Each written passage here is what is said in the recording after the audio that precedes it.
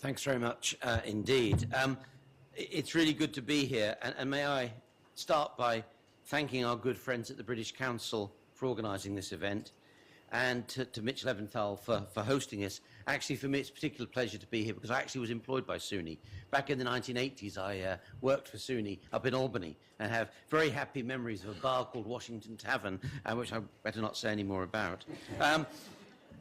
Now, what I want to talk to you about actually isn't so much the Exeter perspective. The thing that interests me the most is the challenges to our two systems. Let me start by giving you a slight problem I have talking about the UK, and there's no easy way around it because we have four separate education systems: Scotland, Northern Ireland, Wales, and England. And whereas maybe 10 years ago they were roughly similar, now they're going in very different directions with very different funding models and very different pressures.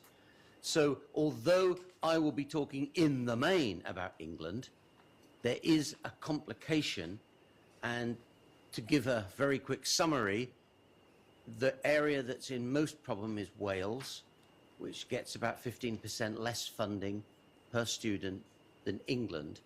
Scotland gets more funding than England, but they are both Scotland and England are diverging in the way they pay for higher education. Very significant point. But if you take the UK as a system in the US, I think the most important thing to say at the start is that very few countries in the world are as interconnected as our two countries. And the British Council, of course, has been central in nurturing that. I would say higher education is actually one of the most profound areas where that interconnectedness has happened. But I'm also very aware that something's going on out there in the world that makes this moment particularly fragile for the relationship. Not because the bonds are going to be broken, but because I think the UK and the US as knowledge economies are facing significant pressures. I'm a data person. I love looking at the data. And I have spent a lot of time as President of Universities UK looking at what's happening to the UK and to the US on citations and on publications. And I think that the point that Mitch made, which is absolutely right, what is the US system, is a really interesting question. Its great strength is its diversity and the decentralization. But where, to use a phrase from Burton Clark's book on creating the modern successful university, where's the steering capacity in the system? And I think that, in a sense, for me, if there's a text for what I want to say, it's where is the steering capacity for national systems to deal with the pressures. And that's why what Richard and his team are trying to get us to think about today and through these workshops is actually what can we do, what can the US do, what can the UK do to try and put some steering capacity in the face of enormous competition. I was fortunate enough with our Prime Minister to go to both Delhi and to Beijing, and it was quite incredible to talk to Kapil Sibal, the Indian Minister of Education, about his plans literally to move from 23 million students to 70 within 10 years. He wants 775,000 new academic staff. At Exeter, we've got a little list of 3 we'd like to send him. But that's the image.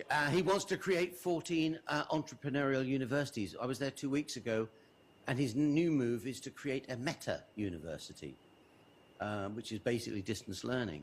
In China, I represented the British government with our minister at the Education Summit, and there we were told that they are going to put their research resource primarily into 38 universities out of the God knows how many thousand. Now, the interesting question to me intellectually is, how do we respond, or do we respond? Is there something we should do about this? I think there is. I think there has to be.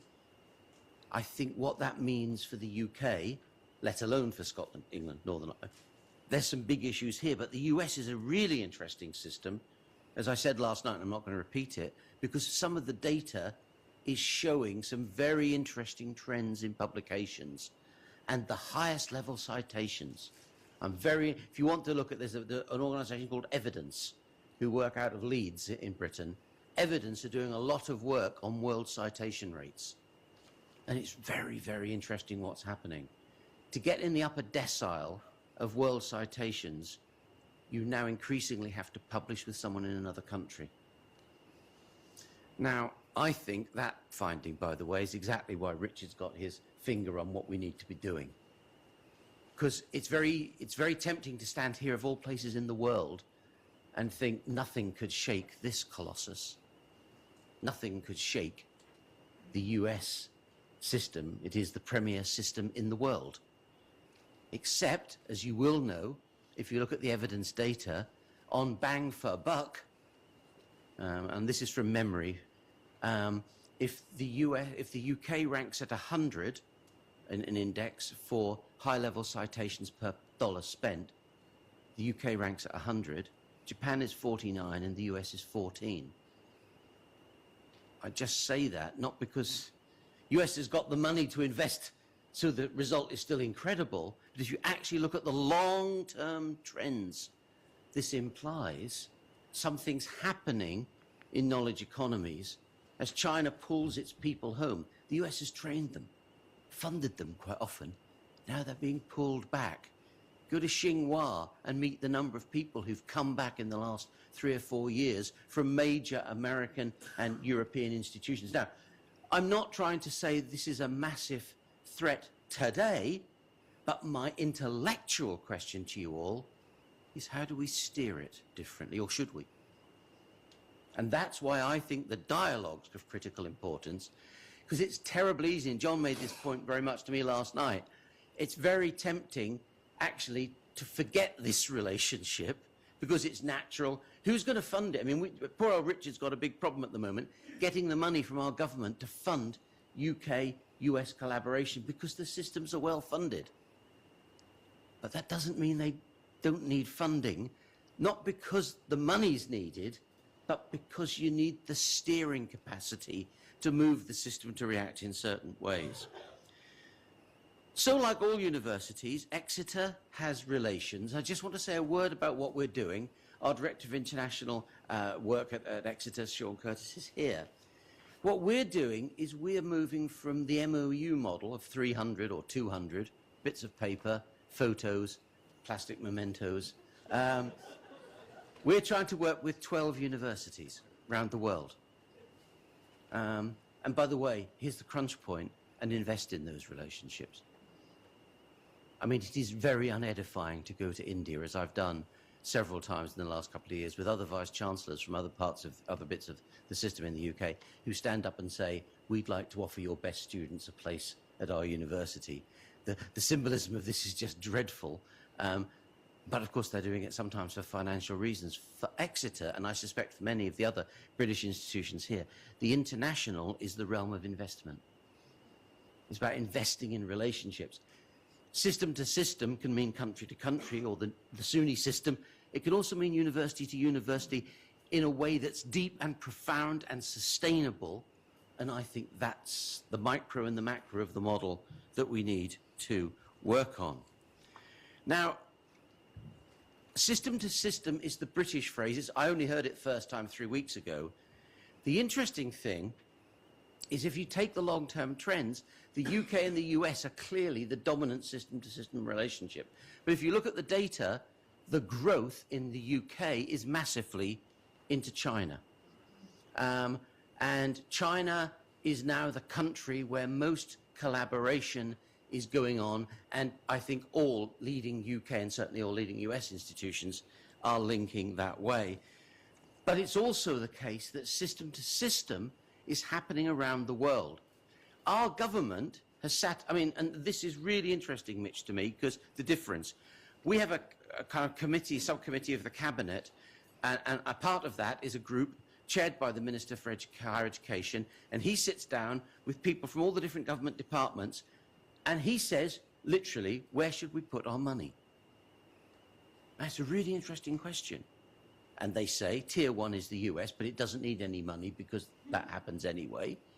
Then it's the three, Brazil, Russia, China. Then it's Mexico, Indonesia, and Turkey. I don't know why, by the way, but that's what it is. And that's where the investment goes, until a minister goes to Rwanda and says, we'd like the British Council. But the point being, there's a strategy. It may be wrong, by the way, but there's a strategy which is leading to some focus of where the resource goes. I've got 3 or 4 minutes left. I just want to make 2 or 3 other big points. I suspect ties with Asia may well swamp what we're trying to do UKUS. We've got the Traynor-Sexton group, we've got the Kemp-Humphrey reports, and I'm very pleased with what the British Council is doing on the UK-US New Partnership Fund. And that leads me to the first of the 3 points I want to make, which is I do think the way forward is trilateral. And actually that's what, I mean, if there's a takeaway for me today, is I think the really clever move is to do US-UK +1. We've got it with UKERI, this is the UK-India Education Research Initiative, the Trilateral Fund. So, for example, William and Mary, Exeter, and the National Law School of India are one of the bidding for funding at the moment, to be one of the partners to look into domestic violence in the 3 countries. And I actually think that 3-legged approach is actually quite a good one. So the first of the 3 points I want to make, does multilateral 3-way collaboration supplant, replace, build existing UK-US relationships? The 2 other points I want to make, though, and I think these are for me fundamental. The first one concerns funding. I don't know enough about the detailed funding of the US system, although I do know some of the numbers on the US research budget. In the UK generally, we've got ring fence of research funding. In England, we've got the replacement of funding by the taxpayer directly for teaching by funding through assumed student debt, but funded initially by the taxpayer. But the UK and the US, it seems to me, you would be heroic to think that there's going to be significantly more public funding. And we're expecting a cabinet reshuffle today, I'm told, although I haven't seen it on Twitter this morning. If that happens, one possibility is that higher education moves from the Department of Business into education, in which case its budget's going to be under real pressure because everyone will say the priority is schools. And you can see the way that will go. But the funding area that worries me the most is the concentration of research. I mean, I won't bore you with the data. The UK data are fascinating. 84% of research funding goes to 25 universities. 92% of business funding for research goes to 25 universities. Look at what's happening in Hong Kong and in Germany and in Australia and in India, and you see research concentration pushing everywhere. How does a system respond to that? It's back to Mitch's point. Does the US system do nothing? Does it not need to do anything? I wonder if these partnerships are about not the money to support, it's not about, but the kite marking and the pointing of where collaborations might actually take place. Just to give you one example very quickly, European Union funding for research. This year, 54 billion over 7 years, euro. It's going to be increased to 81.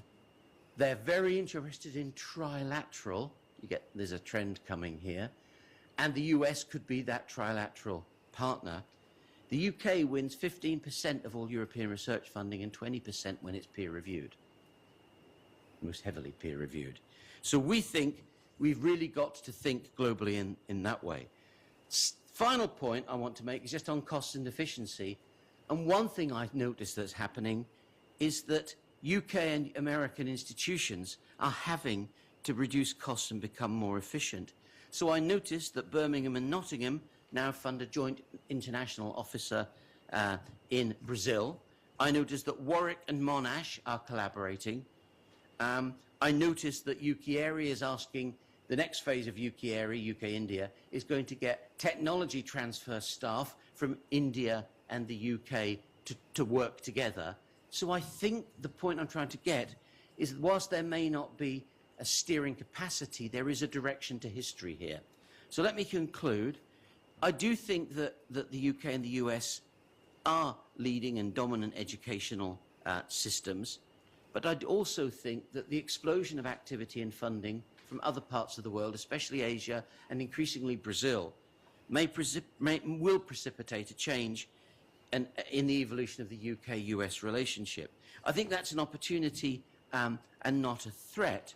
But above all, I think, and this is my last sentence, I just think it poses a deep question, which is, where does the system get steered by? Is it student choice? Is it government diktat? We know that the most successful university systems are those that are most autonomous. But if they're autonomous, how do they respond? Where is the response to these seismic shifts in research funding? I said, semicolon, last half of last sentence. For the US, this may at the moment only be an intellectual issue. For the UK, it's business critical. It's an existential issue for the UK. UK will not get back to trend growth till 2017. UK has just had 3 years of government cuts of 2.4%. The prediction now is 3 more of 3.8% a year coming. In the UK, only 6% of the government cuts have hit, and only 12% of the benefit cuts have hit. It's going to be bloody tough. Where are the jobs of the future? We know they're going to come from high-level skills and knowledge economies. If we don't collaborate together on this for the UK, I think we're saying something very significant about what our economy and society are going to look like and where the jobs are for those of you that have kids. Thank you.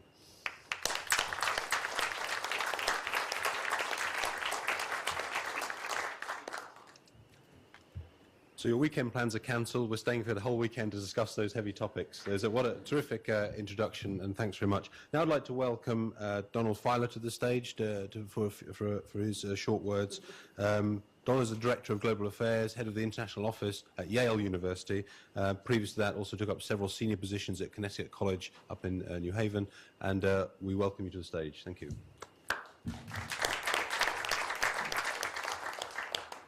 Great, thanks, Richard. First of all, very grateful to the British Council for the invitation to come and speak to all of you at this event.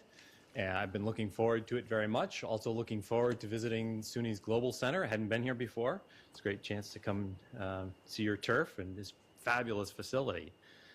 My role is to move from Steve's big picture to just a specific perspective of one institution.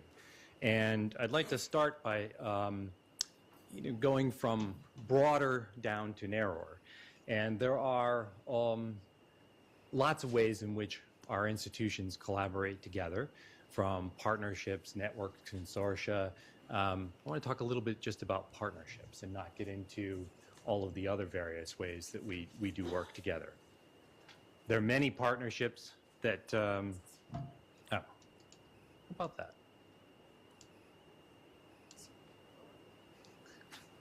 Thanks, Joy. Many partnership objectives. Vast majority of relationships with other universities tend to focus on one particular, or maybe a couple of these objectives.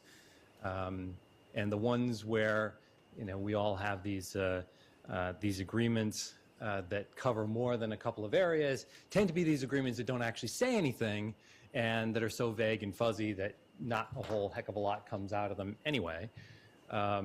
We all have a proliferation of these agreements of all different kinds. Variety is important, particularly for U.S. institutions that are very bottom-up, highly decentralized.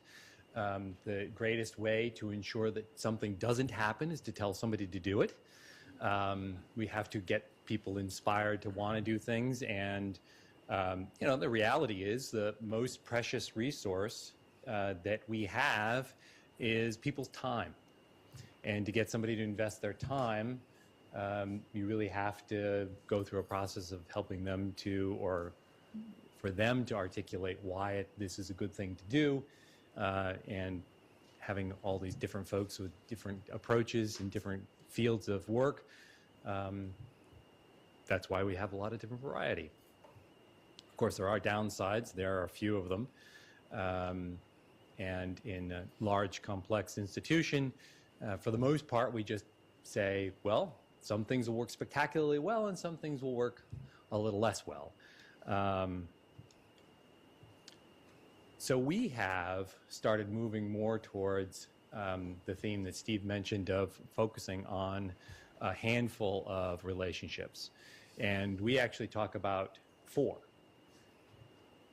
And what we're really trying to do is invest the time at the institutional as well as the individual level in trying to figure out what the opportunities might be that could present themselves if we got a little bit past the obvious, the things that we already know, and try to identify the things that we hadn't thought of before. The faculty know each other at our institutions. If they're in the same field, same discipline, they know each other through their professional conferences, through the papers and projects they work on together. It's the people who are 10 degrees off that they're most interested in interacting with, who they won't necessarily know. The people who are a little bit off of what they do are on the boundaries of their work, and that's where all the interesting stuff is going on. On these partnerships, we try to think about what it is that we would, how we would define success. The first one, so we try to be clear about what our goals are. This seems like a tremendously obvious, we stick to that with great intensity. But the reality is, what we really are doing is we start with a handful of goals that we're really trying to push, that we look at as the core of our partnership, and then we start wandering outward.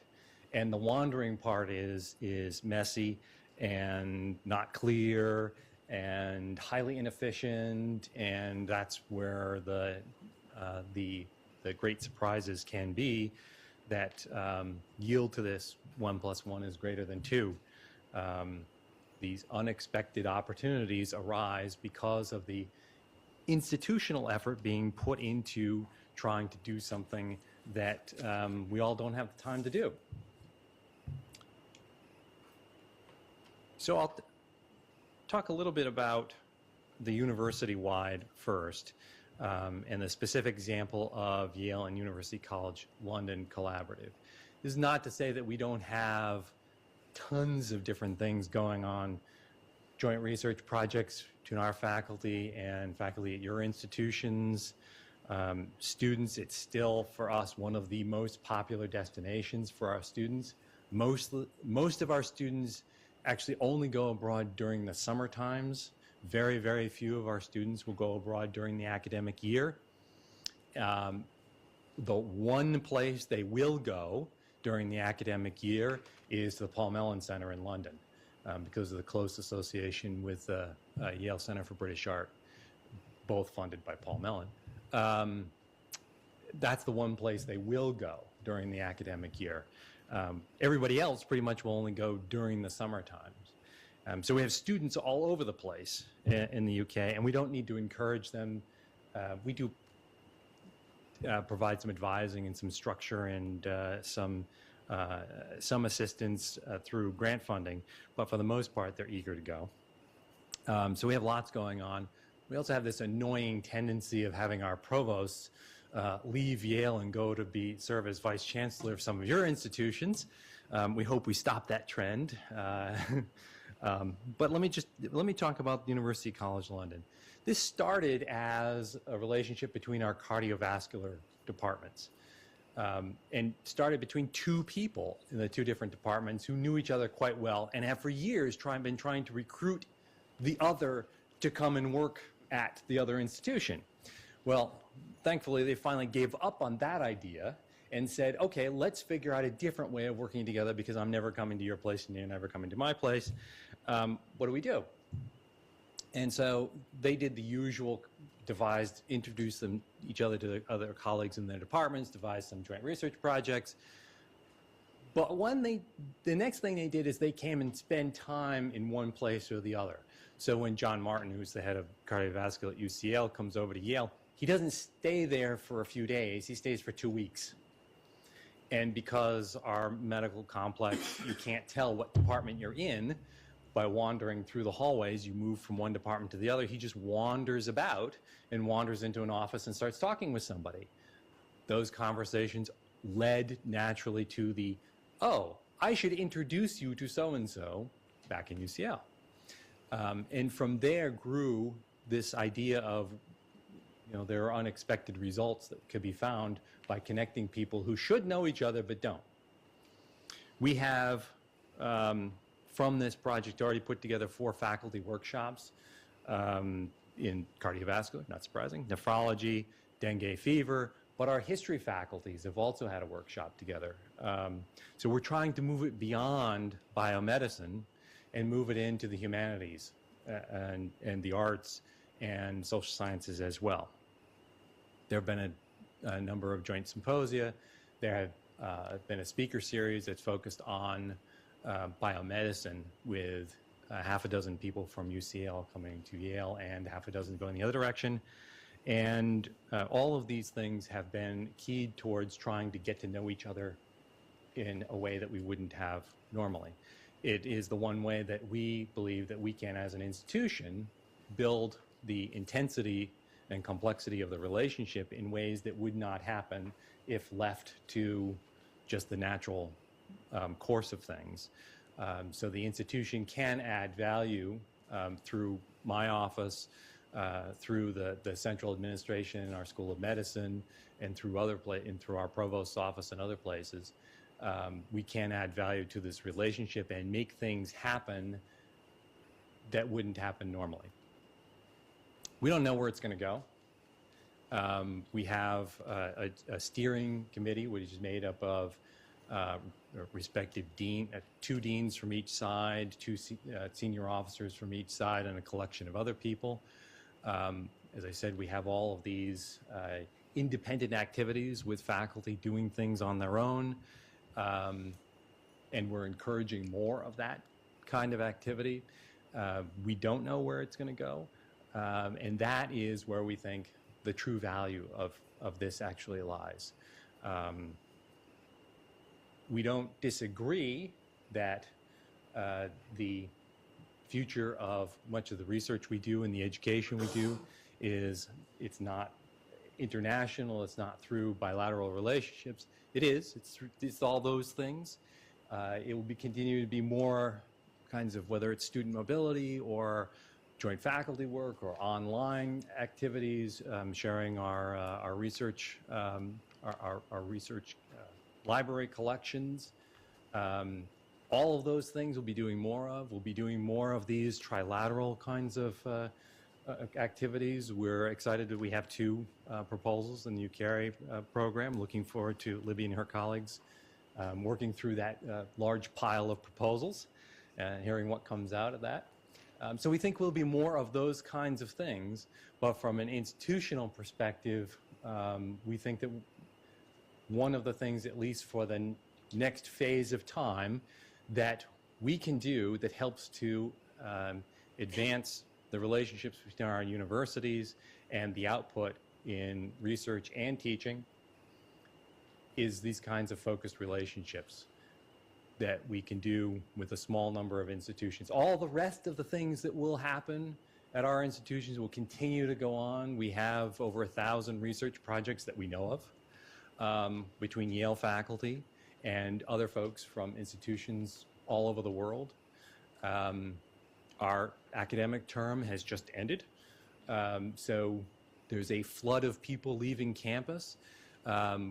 We do a little registration system so I can find them in case something bad happens.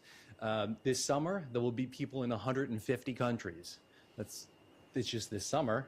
It's a little bit mind-boggling. We have no idea what the vast majority of them do. All that stuff will continue to go on.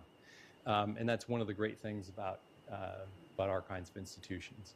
And this is just something a little bit different that we're trying, and we're interested in the feedback that we get from within the loop, but also from your experiences as well.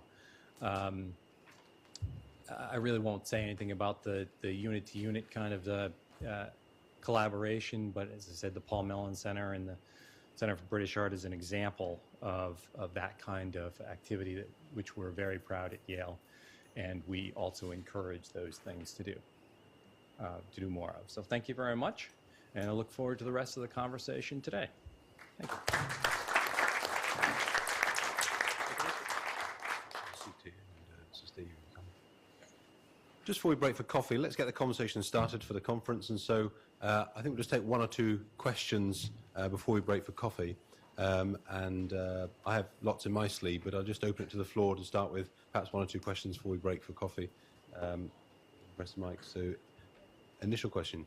Yes, ma'am. It's more of an observation than a question, and that is a lot of the countries, particularly though not exclusively in East Asia, that we are having to think about, have a huge capacity for steering the direction of their universities. I mean, in terms of obviously, you know, five-year strategic plans, but also in quite a lot of detail around setting the goals and targets of universities and the sorts of courses they should be teaching. So I think it's important when we think about these things and picking up points that Mitch and Steve made and Richard made, that we have a good understanding of the context in which many of these other university systems operate.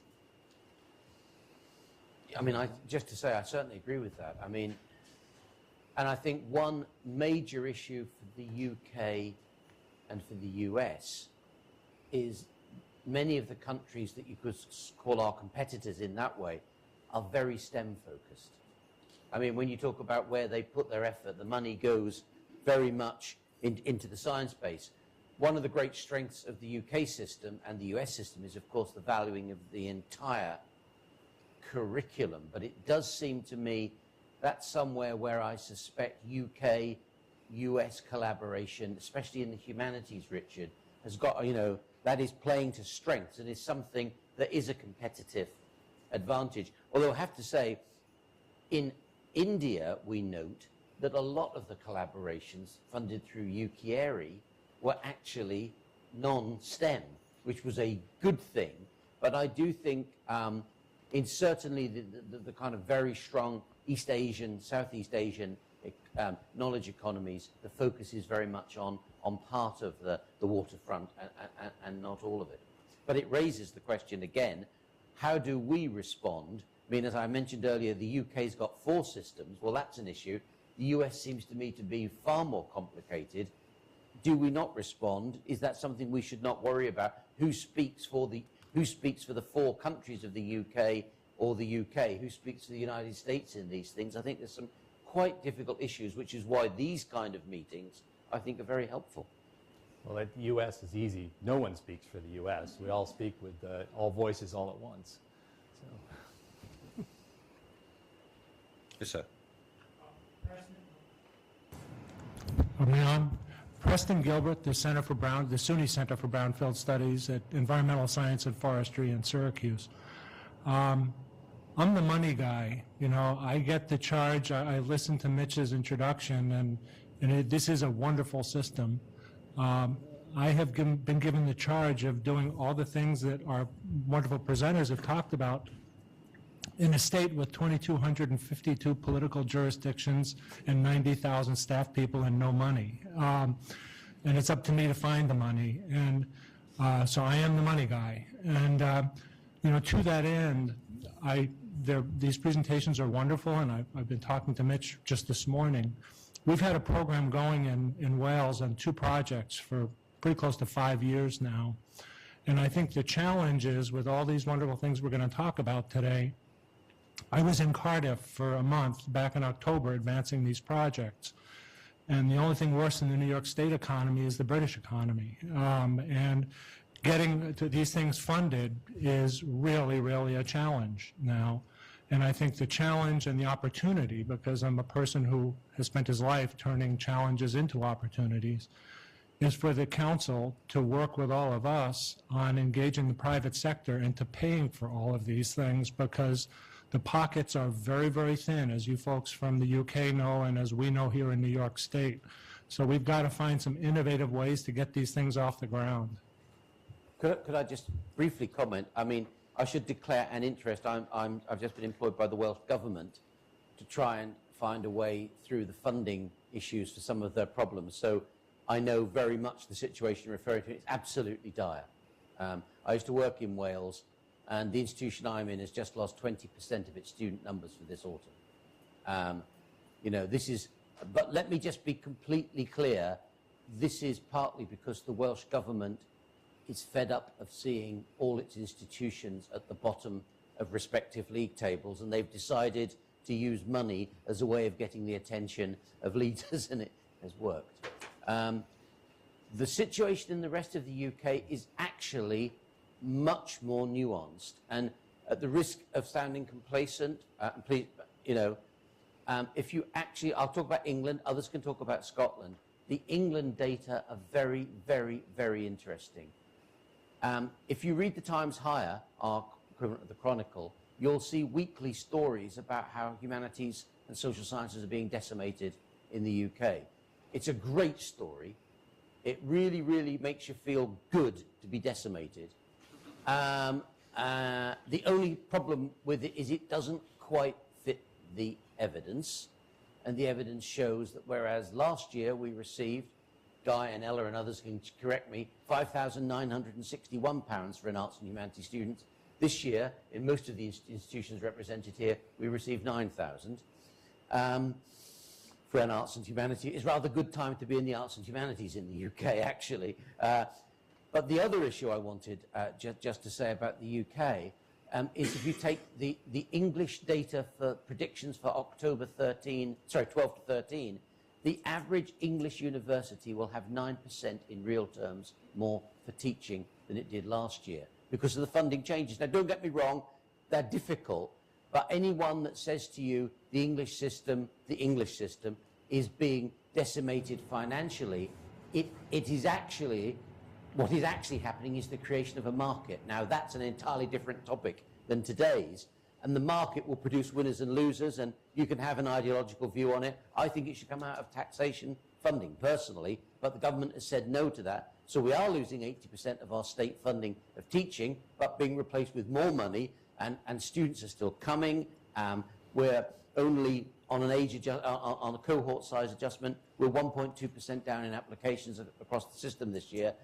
200,000 students didn't get in last year because there weren't enough places. So the system is very buoyant. The crucial question, and this is the academic problem writ large, is in a way systems prefer incremental moves up or incremental moves down. They can deal with small changes. What they can't deal with is significant differentiation and the formation of different kinds of strengths and winners and losers. That's the UK, certainly the English system. But in Wales, you're 100% right, and I'm very depressed by it. I guess I'd just like to add one other thing as far as an opportunity. Sort of as a student, an amateur historian, I'm looking at history for lessons, and Normandy is a phenomenal lesson that what we look at in this project, in these projects we're doing, is we hear about the EU being a financial sort of conundrum right now, but again, in terms of an opportunity, because of our shared heritage and because of our shared vision, using the UK as a bridgehead to assault the continent and deal with economic opportunity from a friendly base on the other side of the channel makes a lot of sense. Anything to add to that? No. Last question before we break. Thanks, John. I want to pick up on a point that Steve made. I certainly agree and am concerned, like he is, with the issue of concentration, research funds and research dollars. But it's not just in research dollars. It's also in the mobility of students and where they choose to go. And it's also in institutional assessment of pedigree to figure out who you're going to dance with in terms of partnerships. And I get very concerned, although there is a question here, but you'll detect my bias. The emergence and prurient interest in global ranking schemes, I think, is aiding and abetting this concentration, when indeed those ranks are based on, at best, questionable methodology, and certainly for faculty and academic and research interests, also based on the aggregate fallacy. And that is that really the important unit of ranking analysis is the institution instead of the field in which you choose to build partnerships. So what do you think of that? Well, I think it's, I mean, candidly, I should declare an interest. I'm on the board of Times Higher Education. I know. Times Higher Education junked the original QS rankings for one very simple reason. 54% of the rankings was based upon reputation. Yeah, exactly. And I think that's really, really, really problematic. Because to be blunt, if you ask me something about something I don't know a lot about, I go on what it was like when I knew about it, which is probably not now. And actually the rankings are interesting, aren't they? I mean, I actually worked at an institution that used to claim it was second in the league table. This is true. It was second in distance from the sea. But the point is, I think the rankings, the biggest problem, of course, in the international rankings, subject mix matters unbelievably. I mean, you know, buy one Nobel Prize winner for $20,000 a minute, and that alters your rankings considerably. The real issue is, how do you evaluate teaching? And by the way, that's the big methodological issue on the rankings. They can rank size, they can rank research dollars, they can, you know, they often rank inputs, not outputs, actually, and that's an issue. Having said which, I won't go into the details. The UK has 4 league tables. The interesting thing about the UK rankings is actually they are starting to cohere. Mm-hmm. And I would like to think that's because the data are so clean. I do wonder if it is not the case that if you produce a ranking that doesn't have of Oxford and Cambridge at the top, it doesn't have much credibility, to be blunt. The only thing I would say, though, in Britain, all of Britain, it is pizza dough. The system is being stretched. What we're noticing in the UK is the formation of very distinct groupings of institutions. And actually, you can be really successful in your grouping. The big detailed problem, you'll certainly link to this one, is do boards of trustees and alumni necessarily agree with where the management of the institution thinks the strengths are?